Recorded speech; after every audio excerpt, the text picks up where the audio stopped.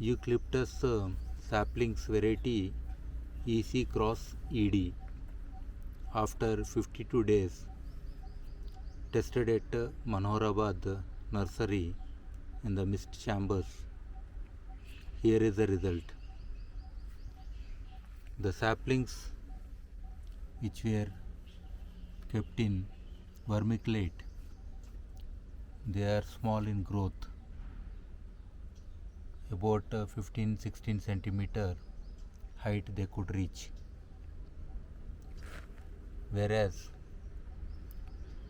the saplings in the biochar compost, they are about 24 and 22 centimeters in length they have grown.